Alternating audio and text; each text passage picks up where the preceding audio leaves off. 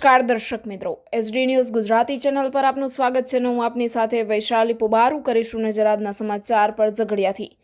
ઝઘડિયા આપ ધારાસભ્ય ચૈતર વસાવા સામે વધુ એક એફઆઈઆર. તમારી જેલો મોટી કરી દેજો, અમે જેલ ભરી આંદોલન કરવા માટે આવી રહ્યા છીએ, આપના એમએલએ ચૈતર વસાવાનું કહેવું છે. પરવાનગી વગર રેલી કાઢવા બદલ આપ ધારાસભ્ય સહિત 70 લોકો સામે પોલીસ ફરિયાદ દાખલ કરાઈ છે. ધારાસભ્ય ચૈતર વસાવાએ તેમનો અવાજ દબાવવા ખોટી ફરિયાદ દાખલ કરાઈ હોવાનો સૂર વ્યક્ત કરી આગામી દિવસોમાં જેલ ભરો આંદોલન કરવાની ચીમકી ઉચ્ચારી છે. ખરાબ માર્ગો, ભ્રષ્ટાચાર, બેરોજગારી સહિતના મુદ્દે દેડિયાપાડા ધારાસભ્ય ચૈતર વસાવાએ ગત 3 ડિસેમ્બર પગપાળા રેલી યોજી હતી. રાજપારડીથી ઝઘડિયા સુધી 10 કિલોમીટરની રેલીની પરવાનગી નહીં હોવા છતાં યોજતા ઝઘડિયા પોલીસે જાતે ફરિયાદી બની ગુનો દાખલ કર્યો છે. આપ ધારાસભ્ય નર્મદા જિલ્લા અને ઝઘડિયા તાલુકા આપ પ્રમુખ સાથે 70 લોકો સામે રાજધોરી માર્ગને અવરોધવા, ટ્રાફિકમાં અડચણ ઊભી કરવા, પરવાનગી વગર લાઉડસ્પીકર સાથે રેલી યોજવા બદલ ફરિયાદ દાખલ કરાઈ છે. આપ ધારાસભ્ય પર ફરિયાદ દાખલ થતાં તેઓએ તંત્ર દ્વારા તેમનો અવાજ દબાવવા આ કાર્યવાહી કરાઈ હોવાનો આક્ષેપ કર્યો છે. રેલી અંગે જિલ્લા કલેક્ટર, પોલીસ અને તંત્રની પરવાનગી માંગવામાં આવી હતી, જોકે પરવાનગી અપાઈ ન હતી.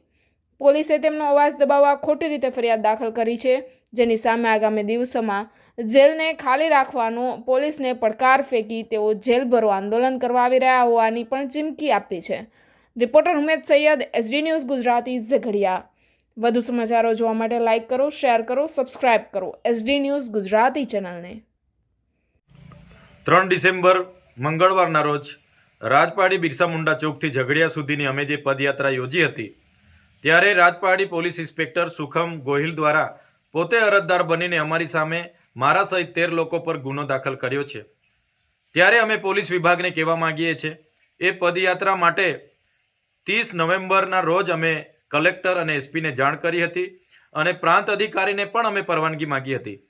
કોઈ પણ જાતના ચૂંટણી કે જાહેરનામા ન હોવા છતાં પોલીસ અધિકારીઓના નકારાત્મક અભિપ્રાયોના લીધે અમને પરવાનગી આપવામાં ન આવી હતી. ત્યારે આ પદયાત્રા અમે ઝઘડિયાના વિસ્તારમાં ગેરકાયદેસર ચાલતી રેતીની લીઝો, સિલિકા પ્લાન્ટ, કોરી કરસોરો અને ભૂમાફિયા વિરોધમાં અમારી હતી.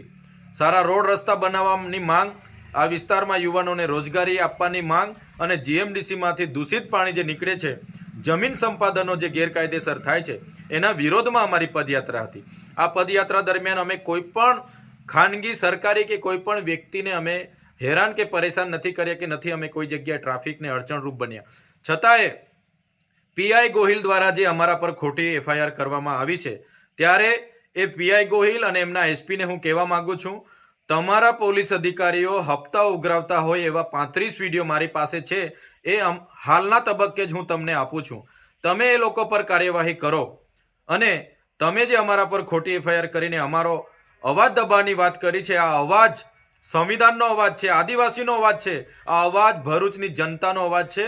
એ તમારા જેવા અધિકારીઓથી દબાવવાનો નથી. તમારી જેલો મોટી કરી દેજો. અમે ટૂંક સમયમાં તમારી જેલ ભરો આંદોલન કરવા માટે આવી રહ્યા છે.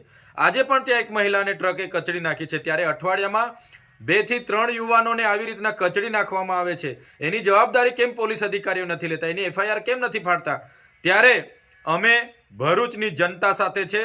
કોઈ પણ આવા ભૂમાફિયા હશે, ઓવરલોડ ટ્રકના માલિકો હશે કે જે પણ લોકો પોલીસ અધિકારીઓ હશે, અમે કોઈથી ડરવાવાળા નથી.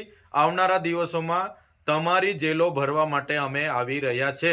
જેલોની સંખ્યા અને સાઇઝ તમે વધાવી દેજો.